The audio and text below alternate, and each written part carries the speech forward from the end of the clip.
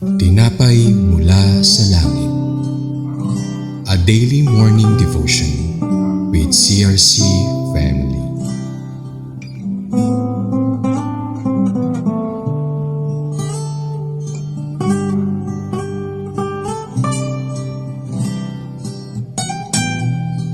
Isang mapagpalang umaga mga kapatid. Ako po si Brother Genesis Saliedo from CRC Chess Daughter Church. Samahan niyo po kami sa ating programang Tinapay Mula sa Langit, ang pang-araw-araw nating devotion sa salita ng Diyos. Ngayong umaga ay matutunghayan natin ang isa sa mahalagang bahagi ng buhay ni Samson na mababasa natin sa mga Hukom chapter 16 verses 26 to 31 na nagtuturo sa atin na ang tunay na lakas ay nagmumula sa Diyos at handa siyang gamitin muli ang taong nagsisisi at nagtitiwala sa Kanya. Ngunit bago po tayo magpatuloy, tayo dumako sa maikling panalangin. Panginoong Diyos, ako po'y nagpapasalamat sa panibagong umaga, pagkakataon, pagnilayan ng iyong salita. Buksan mo po ang aming puso at isipan upang amin pong maunawaan ang iyong mensahe para sa araw na ito. Naway kabayan po kami ng inyong banal na Espiritu. Ang lahat ng ito ay amin pong itinataas sa tanging pangalan ng Panginoong Hesus. Amen. Ngayon, dadako naman po tayo sa pagbasa. Ang pamagat po ng ating pagninilayan ngayong umaga ay ang mapait ngunit matamis na kamatayan ni Samson. Mula sa mga Hukom, chapter 16, verses 26 to 31. Verse 26. Sinabi ni Samson sa batang lalaki na umaakay sa kanya, ihawak mo ang aking mga kamay sa mga haligi ng gusaling ito.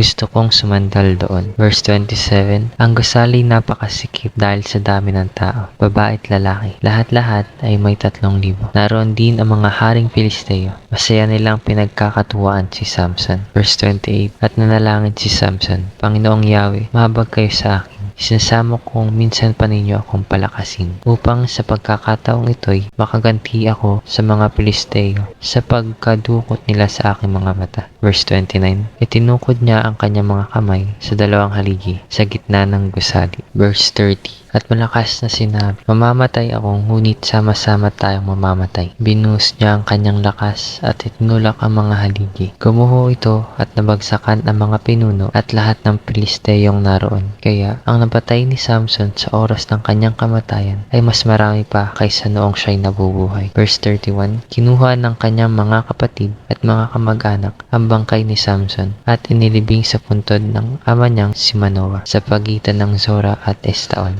20 taon siyang naging hukom at pinuno ng Israel. Mula sa mga Hukom, chapter 16, verses 26 to 31, mababasa at makikita natin ang huling sandali ni Samson. Matapos siyang ipagkanulo ni Delilah, mabulag at bihagi ng mga Pilisteo, dinala siya sa templo ng kanilang Diyos na si Dagon upang pagtawanan at ipahiya. Doon, hiniling niya sa batang umaakay sa kanya na ilapit siya sa mga haliging sumusuporta sa templo. Nanalangin siya sa Diyos na bigyan siya muli ng lakas sa huling pagkakataon. Itinulak niya ang mga haligi, bumagsak ang templo at namatay siya kasama ng maraming Pilisteo. Pagkatapos, kinuha ng kanyang pamilya ang kanyang katawan at inilibing siya. Tunay na ang Diyos ay mahabagin at nagbibigay ng panibagong pagkakataon. Kahit na maraming pagkakamali si Samson na siya ay taimtim na nalangin sa Diyos, pinakinggan pa rin siya ng Panginoon. Pinapakita nito na handang magpatawad ang Diyos sa taong nagsisisi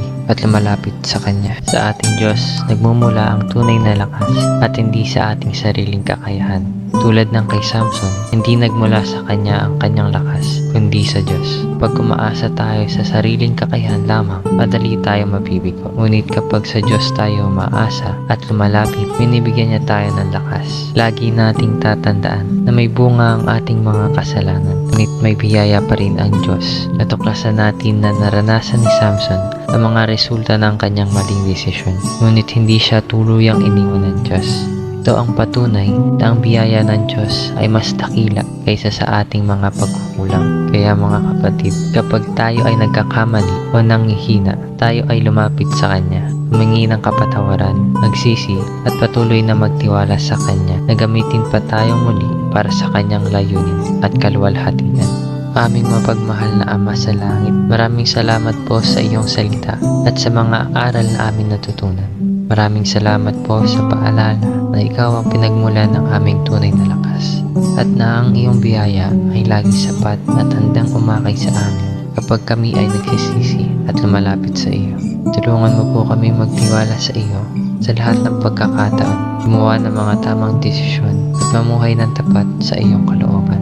Bigyan mo po kami ng karunungan, katatagan at lakas upang mapaglaban ang mga pagsubok at magamit ng aming buhay para sa iyong kalwalhatian. Amin rin pong ipinapanalangin ang aming bansa.